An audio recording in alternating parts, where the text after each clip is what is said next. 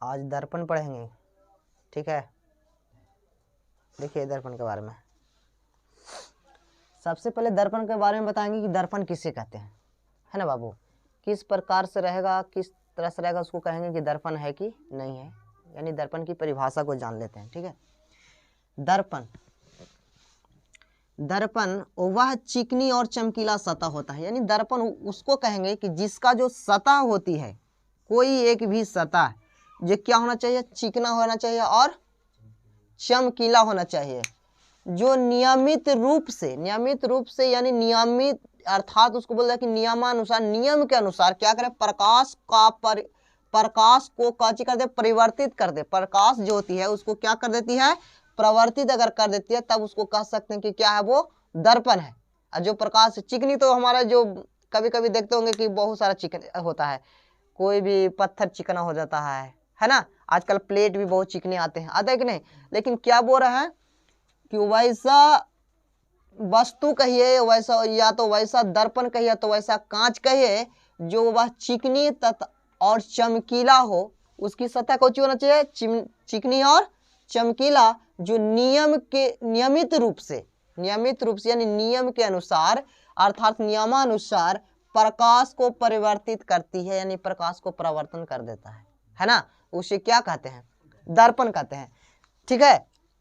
चलिए, तो दर्पण तीन मुख्य रूप से पढ़ना है, तो दर्पण तीन प्रकार के होते हैं। कितने प्रकार के दर्पण के बारे में पढ़ेंगे, तो दर्पण मुख्य रूप से तीन प्रकार के होते हैं, समझ में आ गया ना। पहला का समतल दर्पण होती है, कैसा, समतल दर्पण। दूसरा बोले तो गोलीय दर्पण, और तीसरा कहे तो पहला हो गया समतल, दूसरा हो गया गोलीय, और तीसरा हो गया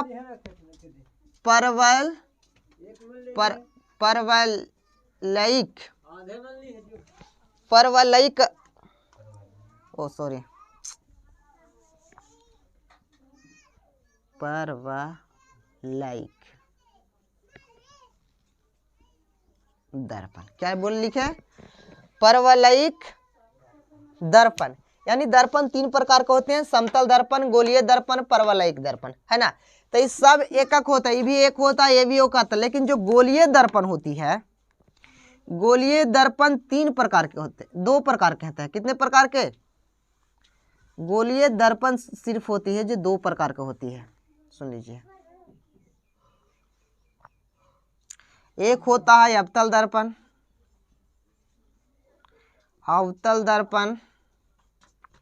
और दूसरा होती है उत्तल दर्पण, उत्तल दर्पण। क्या बोले कि दर्पण कितने प्रकार के, तीन प्रकार के। पहला समतल दर्पण, दूसरा गोलीय दर्पण, और तीसरा परवलयिक दर्पण। समतल दर्पण सिर्फ एक होता है। कितने होते हैं, एक होते हैं। गोलीय दर्पण दो प्रकार के होते हैं। कितने प्रकार के, दो प्रकार के, जिसमें एक है अवतल और दूसरा है उत्तल। परवलयिक दर्पण एक ही प्रकार का होता है। कितने प्रकार के, एक आगे जाके पढ़नी है क्या है नहीं, लेकिन अभी फिलहाल के लिए आपको कोई इतना ही पढ़ना है, दिक्कत है। चलिए, अब आता है कि समतल दर्पण किसे कहते हैं, है ना। वैसा दर्पण जिसकी प्रवर्तक सतह समतल होती है। कैसी होती है, समतल। इसका जो प्रवर्तक सतह जो होगी समतल होगा, उसी को हम क्या कहेंगे, समतल दर्पण कहेंगे। गोलीय दर्पण किसे कहते हैं, गोलीय वैसा गोलीय दर्पण जिसका एक जो भाग उभरा हुआ रहता है और उसका एक ही भाग क्या रहेगा, प्रवर्तक रहेगा, दूसरा भाग प्रवर्तक नहीं रहेगा। यानी एक भाग रहेगा कोची कि किसी भी चीज को प्रवर्तित करेगा प्रकाश का, और एक भाग नहीं करेगा, है ना। यानी एक भाग उसका प्रवर्तक सतह होगा और दूसरा भाग अप्रवर्तक सतह होगा। दूसरा भाग से प्रकाश के प्रवर्तन नहीं होगा, एक भाग से प्रकाश के प्रवर्तन होगा, ठीक है।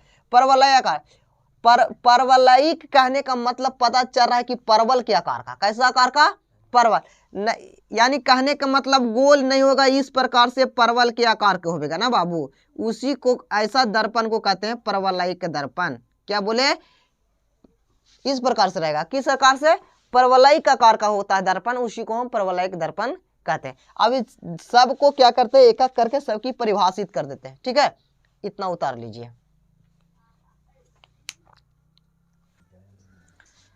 देखिए दर्पण समतल दर्पण, कौन सा दर्पण है, समतल दर्पण किसे कहते हैं, या तो समतल दर्पण की परिभाषित करने के लिए बोलेगा तो क्या कर लिखेंगे कि जिस दर्पण की परावर्तक सतह समतल होती है, यानी समतल के मतलब किसको कहते हैं, बराबर होती है ना, प्लेन होता है, उसी को क्या कहते हैं, समतल दर्पण कहते हैं। उसी कौन सी दर्पण कहते हैं, समतल दर्पण। यानी समतल दर्पण का जो चित्र होता है बाबू इस प्रकार से होगा, उसका फिगर कैसी होगा, ऊपर की जो सतह है ई वाला सतह को हम परावर्तक सतह कहते हैं, परावर्तक सतह,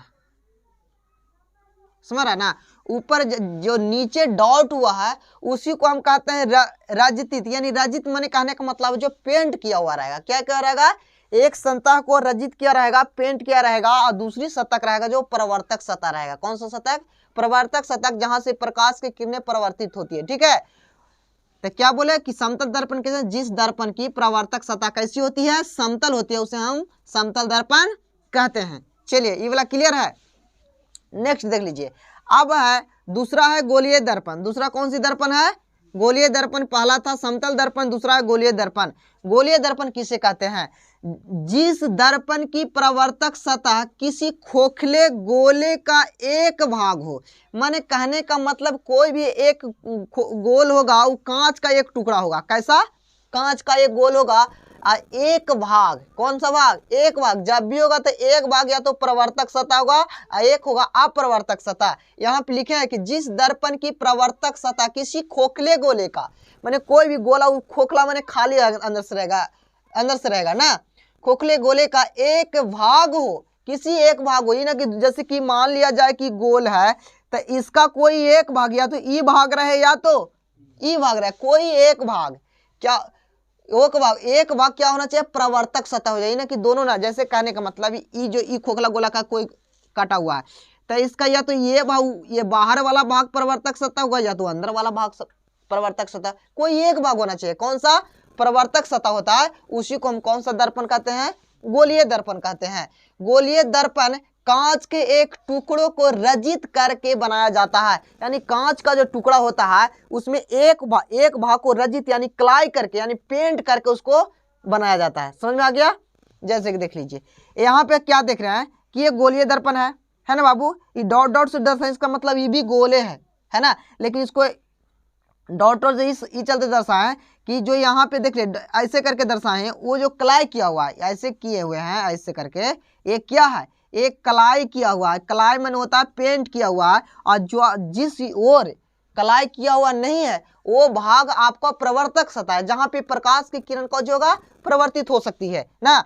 जैसे कि अंदर, तो ये कौन सी सतह है, ये अंदर वाला होगा आपको प्रवर्तक सतह है। ये कौन होगा, परावर्तक, ये प्रवर्तक सतह होगा। ठीक है, आइए तो कलाई किया हुआ है ये है, इसको क्या लिखेंगे कि कलाई किया है। इसमें भी देख लीजिए, अगर इसमें अंदर से अगर कलाई किया हुआ है तो बाहर से इसका कुछ होगा प्रवर्तक, क्या बोलो, कोई एक सतह प्रवर्तक सतह होगा, दोनों नहीं, किसी भी खोखले गोले का एक सतह कौन सी होगा, प्रवर्तक सतह होगा, उसी को हम गोलीय दर्पण कहेंगे। तो ये चाहे बाहर रहे या तो अंदर, अभी बता रहे थे, तो इसका अंदर से कलाई किया हुआ है और इसमें बाहर से कलाई है। एक चीज जान लीजिए, जिस दर्पण में बाहर से कलाई किया हुआ रहेगा और उसका भाग उभरा हुआ रहेगा, है ना, उभरे भाग ना है, देख रहा है ना, धंसा हुआ, जिसका भाग धंसा हुआ रहेगा वह अवतल दर्पण होगा। कौन सा दर्पण, अवतल दर्पण।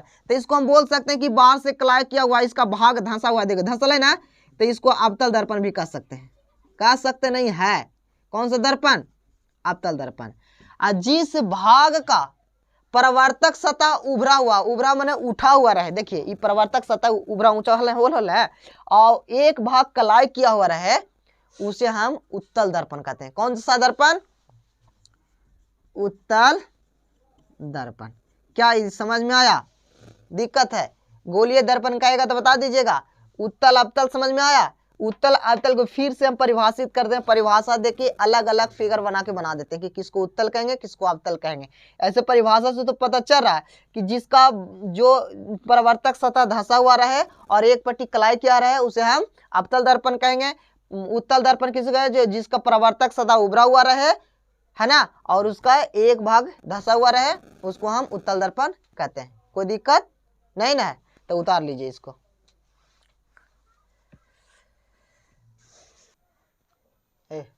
देखिए इधर क्या लिखे? गोलीय दर्पण। गोलीय दर्पण कितने प्रकार के? 2 प्रकार के होते हैं, अवतल दर्पण और उत्तल दर्पण। तो अवतल दर्पण किसको कहते हैं? देख लीजिए, जिस दर्पण की परावर्तक सतह, जिस दर्पण की परावर्तक सतह धंसी हुई रहती है, धंसी माने यहाँ देख लीजिए परावर्तक जो इस सतह है बाबू, यह ना परावर्तक सतह अंदर की ओर, तो ई वाला जो धंसा हुआ भाग है इसी को हम परावर्तक सतह बोलते हैं। कौन सी सतह है ये? परावर्तक सतह। तो जिस दर्पण की परावर्तक सतह धंसी हुई रहती है अर्थात केंद्र की ओर रहता है, यानी केंद्र कहाँ पे रहता है? इधर नहीं रहता छोटे, यानी इसको जो धंसा परावर्तक सतह केंद्र की ओर रहेगा अवतल दर्पण कहलाता है। कौन सा दर्पण? अवतल दर्पण कहलाता है। अवतल दर्पण को अभिसारी दर्पण भी कहते हैं।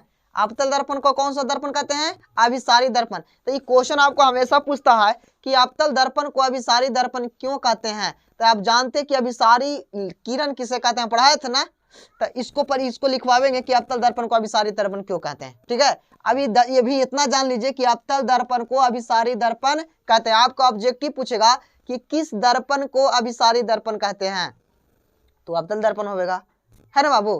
कोई दिक्कत है? चलिए तो इसको उतार लीजिए इतना पहले, जल्दी से उतारिए।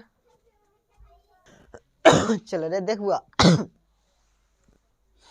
नीरज, इधर देखिए, उत्तल दर्पण समझिए आप। कौन सा दर्पण?